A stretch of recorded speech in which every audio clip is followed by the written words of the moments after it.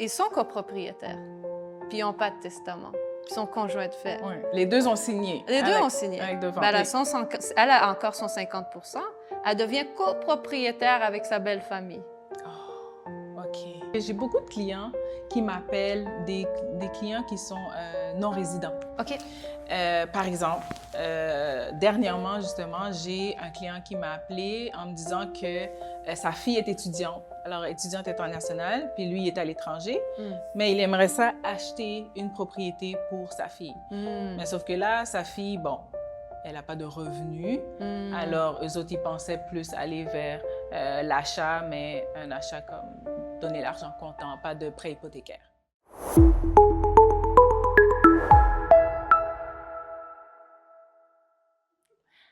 Bienvenue dans Le Relais Immobilier, le podcast où on se passe le témoin entre experts pour vous aider à faire des choix éclairés. Alors que vous pensez acheter, vendre ou tout simplement mieux comprendre le monde immobilier. Je suis Farah Jacques, olympienne aux Jeux de Rio, courtière immobilière passionnée dans la région de Gatineau. Et aujourd'hui, j'ai une invitée spéciale, Maître Christine El-Nouni, notaire. Avec elle, tout est clair, précis, sans pression. Elle s'assure que ses clients comprennent ce qu'ils signent à chaque transaction. Alors, aujourd'hui, nous allons parler de choses que la plupart du monde évite d'en parler jusqu'à ce que ça devienne un problème. Par exemple, la succession. On va parler aussi de certificat de localisation et on va parler aussi de transactions des acheteurs, par exemple, qui sont non-résidents, qui aimeraient acquérir une propriété. Alors, bonjour Christine. Bonjour Farah, merci de m'accueillir sur ton podcast. Ça me fait vraiment plaisir. Tu sais, je sais que vous, les notaires, vous avez un emploi du temps tellement chargé. Absolument. Fait que je me sens comme privilégiée de t'avoir aujourd'hui avec nous. Sincèrement, là, je suis vraiment contente. Ouais, non, c'est le temps le plus occupé de l'année, ça c'est sûr. Mais c'est pas grave, on est là. On va faire un show pour que les gens puissent profiter puis qu'ils soient prêts pour leurs transactions immobilières et potentiellement d'autres situations de vie. Donc, les notaires sont là pour accompagner les clients dans leur situation de vie. Puis, c'est ça. Donc, ça fait 6 ans que je fais ça. OK. Puis, je fais largement de l'immobilier, de la rédaction de testament et de mandat en cas d'inaptitude et de la célébration de mariage, que j'aime beaucoup. OK. Allons-y direct dans le vif du sujet. Tu sais, je vais te donner une mise en situation. OK. On va dire monsieur. Monsieur a 3 enfants. OK. Il a 3 enfants. Il décède, mais il n'a pas fait de testament. OK, j'ai pas fini, hein? Il n'a pas fait de testament. Puis il y a un des enfants qui vit encore dans la maison, puis les 2 autres veulent vendre la propriété. Dans une situation comme ça, comment ça se passe? Est-ce que... Oh my God, j'ai tellement de questions pour pouvoir répondre. Ah oui? OK. Il n'est pas marié. Il n'est pas marié. Non. Il a eu 3 enfants. OK. Puis, donc, les personnes qui héritent effectivement du monsieur seraient ses 3 enfants, nécessairement, à cause de la dévolution légale. Donc, ça veut dire ce qu'il y a dans la loi. La loi détermine qui hérite si on n'a pas de testament. C'est ça, la dévolution légale. Et puis, dans ce cas-ci, essentiellement, les 3 garçons deviennent propriétaires de la maison à 3. Mais il y a des règles au Québec qui disent aussi que personne n'est obligé de rester en indivision s'il ne veut pas l'être. OK. De façon effective, cette maison, elle va avoir des dépenses, elle va avoir des choses à payer et tout ça éventuellement. Dépendant aussi de c'est qui que les 3 garçons décident. Donc, s'ils décident ensemble, que ce soit les 3 qui doivent prendre une décision ensemble, peut-être une partie des décisions va pouvoir se faire à la majorité. Il faudrait peut-être voir, dans le fond... Comme la situation en particulier. Oui, c'est très particulier. Donc, il faudrait voir pourquoi ils ne veulent pas de un, ou bien pourquoi il y en a un qui ne veut pas vendre. Sinon, s'il ne veut pas vendre, est-ce que les autres peuvent lui payer sa part ou quelque chose comme ça? Ou bien, en fait, s'il ne veut pas vendre, est-il capable d'aller refinancer puis d'acheter la part de ses 2 frères? Parce que ça, c'est aussi une option. Oui, exact. Ça se peut très bien qu'il puisse se payer le 2/3 de ses frères, et puis le problème après ça est réglé. est réglé. OK. C'est que dans cette situation-là, il faut qu'il se qualifie à la banque pour pouvoir savoir s'il va pouvoir acheter ses frères. OK. Et s'ils ne peuvent pas, ben c'est qui va payer l'hypothèque? Est-ce qu'il va commencer à payer une hypothèque sur une maison qui lui appartient seulement à 1/3? Ah, est-ce qu'ils vont... Est-ce qu'il va vouloir? Est-ce que OK. c'est judicieux? Peut-être que c'est plus judicieux pour lui à ce moment-là de vendre et puis de juste tout simplement partager ce qui reste après ça. Fait que dans le meilleur des cas, ça aurait été d'avoir un testament. Ben, c'est sûr que si le papa aurait fait un testament, bon, ben oui et non, dans le sens, je pense pas qu'avoir fait un testament va avoir changé quelque chose dans cette situation spécifique, parce que dans cette situation, il y en a un des 3 qui veut pas vendre. C'est ça. Ben, même s'il aurait donné sa maison à ses 3 enfants, ça se peut très bien que... Il veut pas vendre non plus. Il veut pas vendre non garder plus. sa part et puis... OK. Mais je vais être honnête avec toi, j'ai pas fait beaucoup de dossiers de succession. Moi, je fais de la prévention avant que ça se rende là. Mais d'habitude, s'il y a un enfant qui habite dans la maison, le papa va peut-être avoir pensé à une manière d'avantager cet enfant-là. Ou peut-être c'était la volonté du papa de vouloir que son fils reste là. OK. Parfois, ce qu'on peut faire, c'est qu'on peut protéger ces droits-là à travers un droit d'usage, par exemple. Donc, le papa aurait pu écrire « Je lègue la maison aux 3 garçons, mais avec un droit de vie pour un de mes 3 garçons, de rester là encore peut-être 5 ans ou 10 ans ou quelque chose. » Comme ça, les autres, ils seraient obligés d'attendre le passage de ce temps-là. Ça serait une chose qui pourrait être prévue. OK. Mais on divague. Ouais. On a vraiment divagué, là. Non, mais c'est bien parce que je te dirais que la plupart de mes clients, quand on va chez le notaire, ils sont quand même surpris. Tu sais, ils ne pensent pas tout de suite à l'héritage, qu'ils doivent faire un testament. Puis c'est arrivant chez le notaire que là, on mentionne le fait « Ah, avez-vous déjà un testament? » Je vais te dire pourquoi c'est important, le testament. Parce que ce n'est pas automatiquement que la personne avec qui on est copropriétaire, elle va hériter de nous. Surtout quand c'est des conjoints de fait. Si c'est des conjoints de fait, c'est pas parce qu'on a acheté 50-50 que moi, si quelque chose m'arrivait, ben, ma part va aller à mon conjoint. C'est pas vrai. OK, c'est ça. C'est pas vrai. Surtout pas les conjoints de fait. Puis même quand c'est des conjoints mariés, ben là, tout d'un coup, qu'on a des enfants, des jeunes enfants, on va dire, qu'est-ce que la loi dit? J'ai pas de testament. Je suis mariée, j'ai des petits-enfants. Donc, des jeunes enfants. J'ai un enfant de 3 ans, j'ai un enfant de 5 ans. Donc, mon premier 1/3 va à mon conjoint marié, donc mon époux. Puis là, le 2/3 irait à mes enfants, mes enfants mineurs. Puis des enfants mineurs au Québec ne peuvent pas gérer seuls 40 000 $ et plus. C'est ça. Donc, si on a un enfant mineur qui hérite de quelque chose qui vaut plus que 40 000, une maison, une moitié de maison, clairement, ça va valoir plus que ça, ça va prendre un conseil de tutelle. Un conseil de tutelle. Il faut aller au tribunal, il faut aller payer 4 à 5 000 $ pour mettre ça en place. Puis tout d'un coup, tu as plein de monde qui n'ont pas rapport, qui doivent participer à décider c'est quoi le meilleur intérêt de ces enfants-là. Donc ça, c'est un cas typique où les gens doivent tout de suite faire un testament, aussitôt qu'ils ont des jeunes enfants, puis qu'ils ont des avoirs comme ça, puis en même temps, ils peuvent aller décider c'est qui s'occupera des enfants dans le testament. Directement. J'ai l'impression que ça vient te chercher. Non, là, je pense à mon garçon. Tu penses à ton garçon. Ben oui, mais comme ça, c'est pas le tribunal qui va décider avec qui va l'enfant. Puis, ce qu'on peut faire dans le testament, c'est qu'on peut avantager nos enfants. Ça veut pas dire que c'est pas les enfants qui vont hériter, mais on peut désigner quelqu'un dans le testament pour s'occuper de la part de cet enfant-là jusqu'à temps qu'il ait l'âge minimum, que ce soit 18, que ce soit 21, tout dépend de comment nous, on se sent. Un enfant va être prêt à gérer ses propres choses. Donc, dépendant de l'enfant. Il y a des enfants qui prennent un peu plus de temps à maturer. Oui, c'est ça, exact. Exact. Donc, fait que ça, ce serait un exemple de pourquoi c'est ultra important. On va dire le couple qui n'a pas d'enfants. Qui sont pas mariés. Qui sont pas mariés. Bon. Oh boy. Ils sont des conjoints. Son conjoint de fait, puis ils n'ont pas de testament. A une propriété, il n'a pas de testament. Qu'est-ce qui arrive à madame? Est-ce qu'elle perd la propriété? Est-ce qu'elle a une part? Là là. OK. Bon, si est-ce qu'elle là, elle n'est pas sur le titre, c'est ça que tu me Non, dis? elle est pas sur le titre. C'est juste la propriété de monsieur. Mhm. Et monsieur, il n'y a pas d'enfant. Non, ils n'ont pas OK, d'enfants ils n'ont ensemble. pas d'enfants ensemble. Donc, Mais ça fait 20 ans qu'ils sont ensemble. ça ne veut rien dire.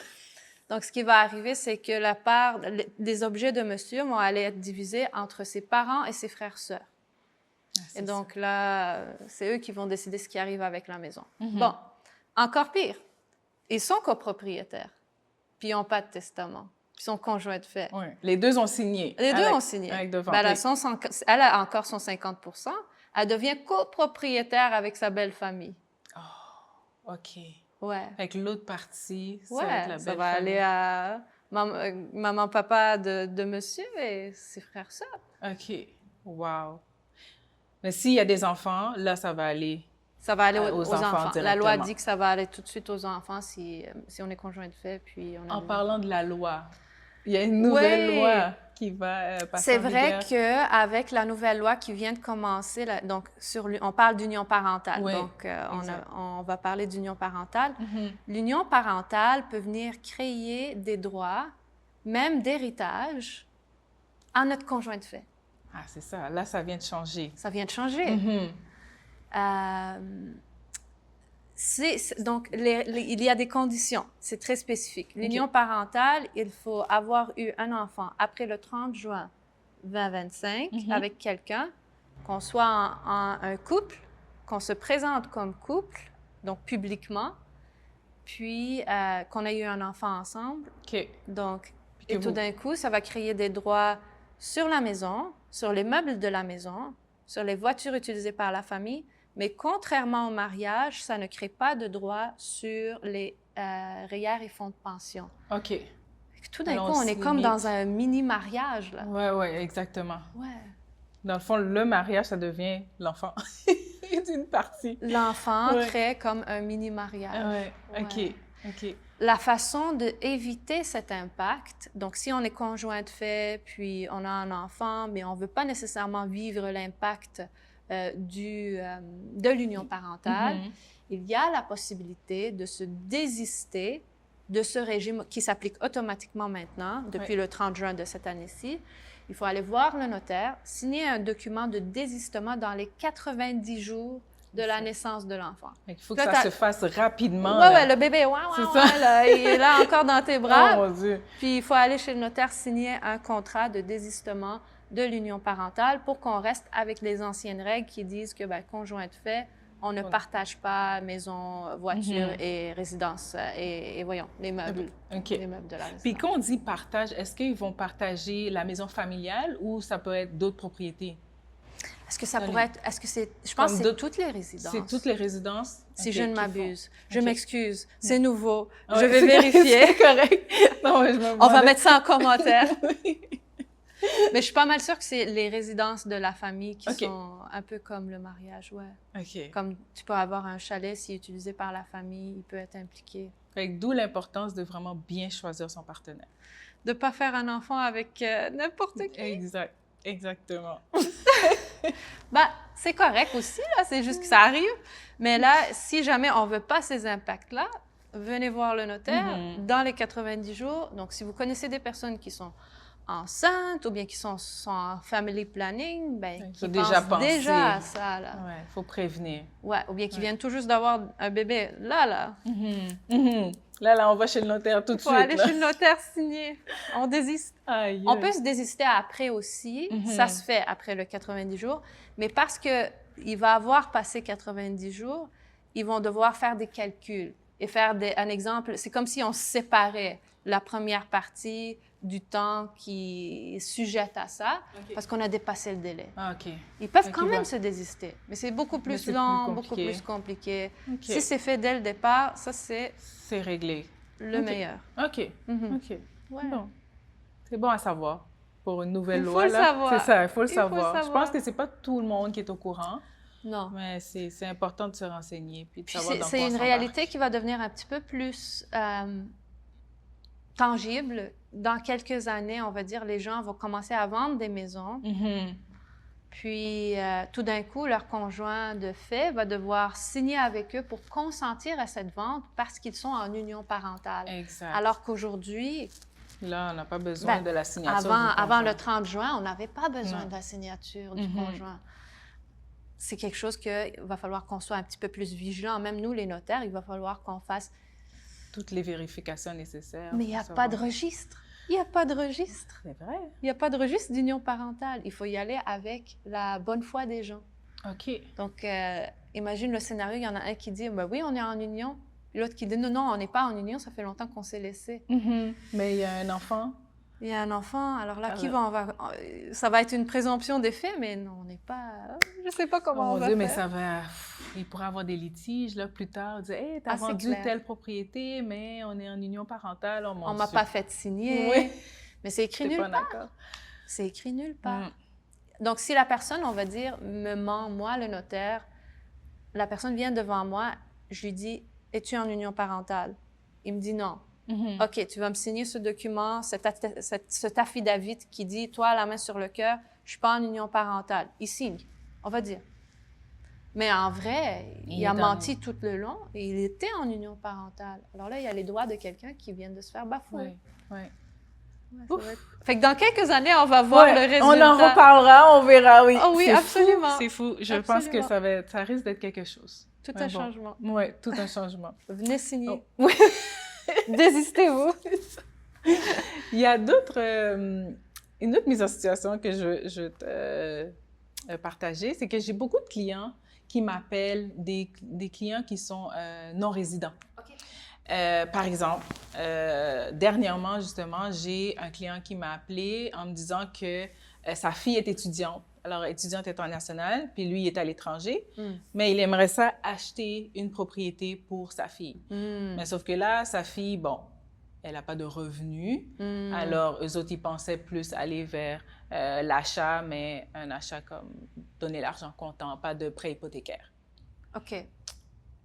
Dans cette situation-là, est-ce qu'il serait en mesure d'acheter une propriété? Quel type de propriété qu'il pourrait acheter pour loger sa fille, par exemple? Est-ce que c'est permis pour un non-résident d'acheter une propriété? Il y a plusieurs exceptions qui permettraient potentiellement aux non-résidents d'acheter.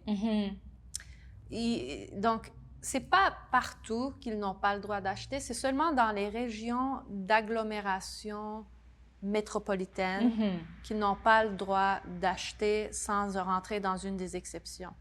Alors, il y a une carte interactive qu'on peut consulter qui nous dit si on a le droit dans cet endroit ou pas d'être un non-résident et d'acheter quand même. Ça, c'est c'est bien ça. Au moins... Une de moins.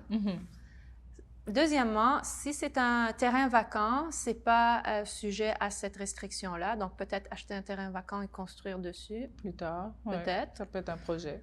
Sinon, également, si on achète plus qu'un triplex, je pense, on achète un quadruplex, c'est une des exceptions. Fait que les 3 logis et moins, tu peux pas.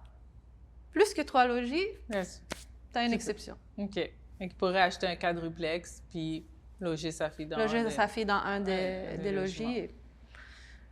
Autrement, pour pouvoir... d'habitude, ça prend ou bien un permis de travail pour un certain nombre de temps, ou bien un permis d'études après un certain nombre de temps, ou bien avoir sa résidence permanente. Il y a quand même des exceptions. OK. C'est rare les gens qui rentrent dans aucune des exceptions. Donc, il faut voir. OK, il faut voir, tout dépendant. Cas par cas. OK. C'est très cas par Puis, cas. pour ces personnes-là, est-ce que c'est possible de signer pendant qu'ils sont à l'étranger ou il faudrait vraiment qu'ils viennent au Québec? Non, on peut signer encore électroniquement. Ça rentrerait dans les cas d'exception. Donc, les notaires, on nous a coupé un peu la signature électronique si la personne est proche d'un autre notaire.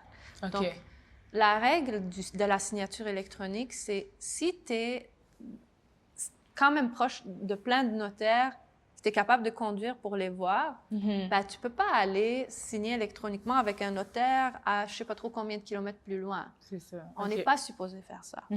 Puis, sinon, pour ce qui est des exceptions, comme international, quelqu'un qui est à l'international, clairement, on rentre dans l'exception. On n'a pas de problème, on peut signer électroniquement. OK. OK. OK. Alors, c'est faisable. Il y a des possibilités de... Même quelqu'un qui est, on va dire, c'est le notaire qui doit aussi user de son jugement dans la distance et la possibilité pour la personne d'aller voir un notaire. Donc, on va dire quelqu'un qui est je sais pas, à Mississauga. Au Mississauga, oui, physiquement, il serait capable de conduire jusqu'à Gatineau. Ça va lui prendre 6 heures, 7 heures? Oui, à peu près. Peut-être pas. Ben, Peut-être 6 heures. Autour d'eux. Fait que là... 6 heures pour aller, 6 heures pour revenir, je pense qu'on rentre dans l'exception. OK. OK. OK. Mais les Donc, je opinions pense que c'est diffèrent. Fait que ça dépend du notaire aussi. Alors, il faudrait bien choisir. Oui, mais je dirais qu'on va dire la plupart des notaires, on s'entend sur pas mal les mêmes idées, sauf des cas spécifiques dans des régions spécifiques. Peut-être que c'est une réalité autre. Mais en Outaouais, on sait que l'Ontario, c'est pas loin. Puis, Fait qu'on s'adapte. c'est vraiment du cas par cas. OK. Quelqu'un à Ottawa, ben là, il va venir signer en C'est ça. personne. Ouais. C'est pas parce qu'il est en Ontario qu'il vient pas signer. Non. Il Même descend. Montréal aussi, je pense que j'ai vu des personnes qui font les 2 heures de route. Montréal, ils descendent d'ici s'ils veulent signer avec quelqu'un d'ici, sinon ils doivent aller voir un notaire de Montréal. Ouais. Pourquoi ils viennent ici signer? C'est Mais souvent parfois, l'inverse. ouais. Mais parfois, ils vont faire le voyagement parce que c'est moins cher. Les frais de notaire sont moins dispendieux. Fait que tout le monde magasine, hein? C'est normal. C'est correct. On parle de choisir le notaire. Dans une transaction immobilière, c'est l'acheteur qui choisit le notaire. Mais le notaire, il représente qui? Bon, c'est une très bonne question. Le notaire est supposé protéger les intérêts de tout le monde. Tout le monde est impliqué dans la transaction, que ce soit l'acheteur, que ce soit le vendeur, que ce soit la banque. Parce que quand on fait un contrat de prêt, même entre la banque et la personne à qui on prête de l'argent, nous, le notaire au milieu, on est supposé tant protéger les intérêts de la personne qui emprunte l'argent que ceux de la banque, c'est pour ça la banque, elle a 1 million de critères. Et ils nous demandent, nous, les notaires, d'être les gardiens de ces critères. Parce qu'ils ont peur de prêter de l'argent puis que cet argent-là soit perdu. C'est ça. Alors, nous, on essaie le plus possible, tu sais, en même temps, quand la banque a fait des choses démesurées, on essaie aussi de protéger le consommateur de ça aussi, dans le sens qu'on a dit, OK, ouais, ça, c'est peut-être un peu trop... OK. On essaye de vraiment être... Le notaire est neutre. Le notaire se doit d'être une partie neutre qui protège les intérêts de tout le monde. Okay. Acheteur et vendeur. Donc oui, l'acheteur choisit le notaire, mais on est aussi là pour protéger le vendeur. Notre travail, c'est de quand même servir le vendeur puis s'assurer que leurs intérêts sont protégés. D'ailleurs, on reçoit l'argent de l'acheteur. Puis, ou bien, en fait, donc il y a quelques petites choses très importantes à vérifier toujours avant de signer une vente avec un vendeur. Ouais. Entre autres, qu'on a bel et bien réussi à enregistrer une hypothèque, qu'il n'y a pas de... Puis que tout l'argent, centime pour centime, soit arrivé dans notre compte avant de faire signer le vendeur. Okay. Notre travail, c'est de protéger l'argent. On ne peut pas lui remettre tout de suite au vendeur l'argent parce qu'on doit s'assurer que c'est publié au registre foncier avant qu'on puisse lui redonner. Mais notre travail, c'est d'être les gardiens de cet argent qui revient au vendeur. Fait que oui, on sert le vendeur aussi. On s'assure, parce que sinon, ils doivent nous faire confiance que le moment qu'ils sont en train de signer leur acte de vente, où ils sont effectivement en train de vendre leur maison, qu'on a bel et bien l'argent et qu'on a bel et bien publié une hypothèque pour protéger cet argent aussi. OK. C'est ça. Pour s'assurer que tout se fasse dans les règles de l'art. C'est super, ça. Ouais. En parlant de signature chez le notaire, je sais qu'il y a toujours une exigence par rapport au certificat de localisation. On va dire que là, je représente le vendeur, puis le vendeur, je réalise que le vendeur a un certificat de localisation daté de 20 ans. OK. Fait que, puis, mais il mentionne qu'il ne veut pas payer pour un nouveau certificat de localisation. Est-ce que ça peut freiner la transaction? C'est un point de négociation, tout comme tous les autres points de négociation. Si dès le départ, c'est déclaré qu'il ne veut pas offrir un certificat de localisation, puis c'est écrit dans la promesse d'achat.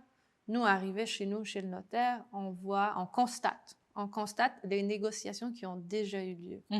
Idéalement, on espère qu'elles ont déjà eu lieu, que ça ne se négocie pas dans le bureau du notaire. Alors là, si ça dit qu'il n'en offre pas, puis idéalement, il faut que la clause écrite qui mentionne le certificat de localisation soit claire, qu'il ne porte pas à confusion, que tout le monde a bien compris qu'il n'y en a pas de nouveau certificat. Mais en fait, ce que ça peut freiner, c'est que ça dépend de la banque parfois, de l'acheteur. Parce que parfois, un des critères, comme on disait, de la banque des acheteurs, c'est d'en avoir un certificat de localisation. OK. Alors là, on commence à se poser la question, est-ce que la banque va accepter de prendre à la place une assurance titre? C'est pas toutes les banques. On va dire que 90% des banques acceptent qu'il y ait une assurance titre à la place d'un nouveau certificat de localisation. Mais le 10% qui n'acceptent pas, il va falloir qu'on vérifie.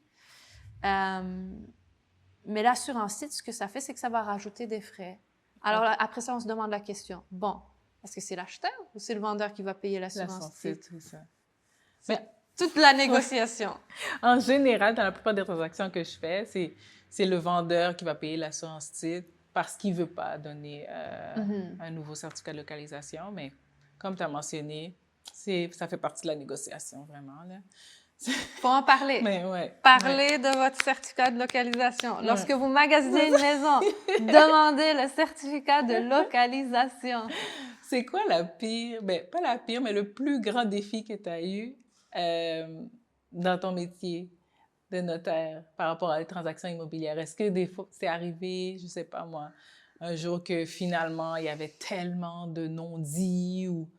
C'est les banques. Les banques? Ah ouais, la plupart du temps, c'est avec les banques? C'est les banques, parce qu'en fait, parfois, c'est peut-être notre proximité à l'Ontario ou quelque chose, mais parfois, on a des banques dont le siège social est en Ontario et ils ne comprennent pas comment les choses fonctionnent au Québec. Alors là, on demande parce que comment ça marche, c'est que nous, le notaire, on sait qu'une transaction va avoir lieu par une certaine date. On demande toujours l'argent une journée avant pour être certain qu'on a l'argent à temps dans notre compte pour pouvoir signer avec le vendeur. Parfois, il y a des banques qui vont même nous envoyer une confirmation qu'ils nous envoient l'argent et l'argent n'est pas dans notre compte, même s'ils ont envoyé une confirmation qu'ils allaient le faire. Après ça, cours après la banque. Bonjour la banque, pourquoi tu ne nous as pas envoyé l'argent? Où est l'argent? On doit fermer. Il y a des gens avec leur camion de déménagement qui attendent de déménager. Ça, c'est la pire chose, parce que là, après ça, les gens, ils t'ont fait confiance.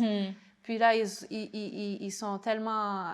ils sont frustrés, ils sont stressés. C'est stressant, acheter une maison. Oui, puis là, ils sont comme, là, notaire, qu'est-ce qui se passe? Est-ce que c'est quelque chose que vous avez fait?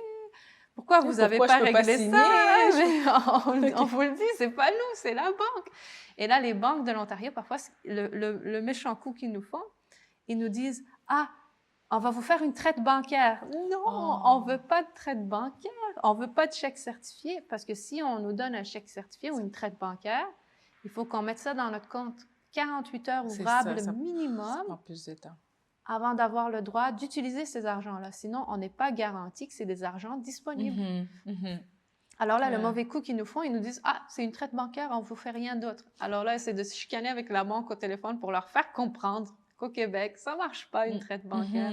Faites-nous un virement direct. Fait que le temps passé à se chicaner avec des banques qui ne comprennent pas, c'est le plus grand défi d'un notaire en immobilier. Ah oui? Je pense que oui. Ça me surprend. Moi, je pensais que c'était plus par rapport à les transactions, mais j'admets qu'on fait quand même une bonne job, les courtiers. On s'assure que... C'est les banques. Oui, c'est les banques. OK, c'est clair. On n'est pas fautif. Pour ne pas faire d'ennemis. Je ne nomme aucune banque spécifiquement. Il y en a beaucoup. Il y en a une cinquantaine. OK. Oh, wow. OK. Est-ce qu'il y a quelque chose que tu aimerais passer comme message aux nouveaux acheteurs qui pensent acheter une propriété?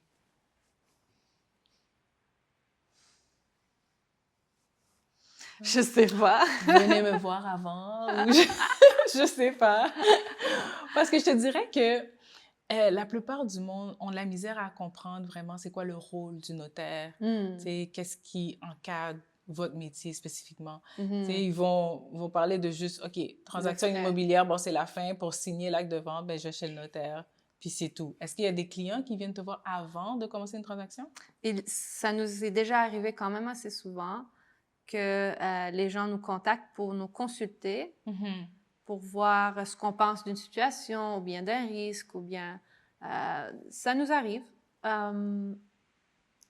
Je pense pour mieux expliquer le travail du notaire aux gens, parce que là, souvent, les gens vont dire « Ah, c'est cher, pourquoi tout? » Ou bien « C'est long, ça prend bien du temps. » Il y a des gens qui nous appellent parfois, peut-être une semaine avant leur transaction. On leur dit « Mais c'est impossible. » Oui, avec le ça. nombre de choses qu'on doit vérifier. Donc, je vais pouvoir peut-être partager avec toi. C'est un diagramme qui a été fait par, je pense que c'est la Chambre des notaires qui l'avait fait, mais c'est un iceberg. Je ne sais pas si tu l'as déjà vu. C'est comme, fait que c'est un petit triangle qui sort de l'eau de glace, qui montre, bon, quand les gens signent avec le notaire, la rencontre au téléphone, Puis là, en dessous, tu as un iceberg géant de tout ce que le notaire fait avant d'être arrivé à la rencontre avec le client. Entre autres, on doit vérifier si les taxes municipales et scolaires sont bien payées, qu'il n'y a pas de huissier qui a saisi la place, qu'on doit faire une recherche de titre, parfois des recherches de titres. Donc, quand on parle de recherche de titre, on retourne minimum 30 ans en arrière, minimum. Okay. Et tout au début du cadastre pour ce qui est de hypothèque et servitude, pour s'assurer qu'il n'y a pas des droits qui pourraient affecter les futurs acheteurs dans leur prochaine maison. Donc, on doit s'assurer qu'ils ne sont pas en train de s'acheter un mal de tête. Et on doit s'assurer que la maison a vraiment passé d'une main à l'autre sans qu'on ait quelqu'un qui soit dépassé, donc sans qu'on ait skippé quelqu'un dans la chaîne de propriété, ou bien que quelqu'un soit décédé, puis que ce ne soit pas, par exemple, tous les héritiers qui aient signé sur quelque chose. C'est tous des petits détails qu'on doit regarder. Parfois, on a des recherches de titres qui peuvent prendre une dizaine d'heures. Oh, wow. Donc, c'est beaucoup d'heures de travail de préparation. Fait qu'il y a la recherche de titres, il y a la vérification des taxes, il y a les ajustements des taxes à faire, il faut aller voir dans les promesses et dans les 1001 modifications s'il y a eu des conditions qui ont été négociées. S'il y a des réservoirs d'huile ou de propane, il faut faire l'ajustement de l'huile et le propane. Il faut contacter les compagnies vous le contactez directement? Ah oui, oui. Donc, s'il y a une tank de propane, il faut qu'elle soit remplie pour qu'on puisse l'ajuster entre les acheteurs et les vendeurs. Ou bien, s'il y a des travaux à faire, il faut faire le suivi pour voir, bon, les travaux ont-ils été faits ou pas. Sinon, s'il y a une retenue d'argent, il va falloir qu'on rédige une convention de retenue. Et il y a tellement de petits détails qui rentrent dans une transaction. Ou bien, si c'était, par exemple, une succession qui vend, là, il y a encore plus de choses à vérifier pour s'assurer que tout se passe bien. Puis si on parle de vente faite sans garantie légale, ça implique quoi pour l'acheteur? Bon, les ventes sans garantie légale, ce que ça implique... Parce qu'on en voit de plus en plus des personnes... Bon, là, la règle, c'est... comment dire? C'est plus... Avant, n'importe qui pouvait mettre vente sans garantie légale. Mais maintenant, il y a plus de restrictions. C'est plus par s'il y a une succession ou si j'en ai vu des cas où c'était une succession ou une personne âgée. Bon, les ventes sans garantie légale, d'habitude, ça va venir affecter le prix. Toi, tu le sais. Puis tu le véhicules d'habitude aux clients parce qu'après ça, tous les bobos qui peuvent être retrouvés dans la maison, sauf s'ils les ont dissimulés. Ah, c'est ça. Parce qu'un vice caché, c'est pas un vice que les gens ont caché exprès. C'est un vice qui est méconnu des gens. Donc, les gens, ils ne savent pas qu'il y a un vice. Donc, quand on parle de quelque chose qui a été caché exprès, c'est beaucoup plus... c'est pas parce qu'on vend sans garantie légale qu'on peut cacher des vrais problèmes et faire semblant que ces problèmes n'existent pas. Quelqu'un qui dissimule quelque chose exprès, ça, c'est du dol. Tu as vicié le consentement de la personne parce que tu ne lui as pas parlé des vraies choses. Et ça, si ça prend par la suite, il y a quand même un recours. Bon, est-ce que j'encourage les gens à acheter sans garantie? Je dis pas ça, là. Non. C'est bien d'avoir une protection de plus avec la garantie légale parce que si il y a un problème structurel qui est découvert par la suite de la transaction, on est capable de prouver que c'est un problème structurel qui existait au moment que la personne précédente, elle habitait là. Il se peut qu'on puisse lui demander de nous aider à payer le défaut qui est découvert. OK. Il se peut, sous toute réserve. Oui. C'est du cas par cas. Je ne garantis rien à personne. Quoi d'autre? Tu sais qu'en Ontario, toutes les transactions sont sans garantie. Ah oui? Ça, je ne savais pas. Donc, en Ontario, la prémisse, c'est « buyer beware ». Donc, le fardeau de ça c'est plus sur l'acheteur que sur le vendeur. Alors, les acheteurs au Québec sont beaucoup plus protégés qu'en Ontario. En Ontario, il n'y a pas de garantie légale qui vient avec toutes les propriétés. Oh, wow. T'es pogné avec ton problème. You got it. C'est ça. C'est fou. Non, mais je suis vraiment, vraiment, vraiment contente de t'avoir eu aujourd'hui. J'ai l'impression qu'on pourrait en parler tellement longtemps. Il y a tellement de choses à parler par rapport au notaire que les gens ne sont pas au courant.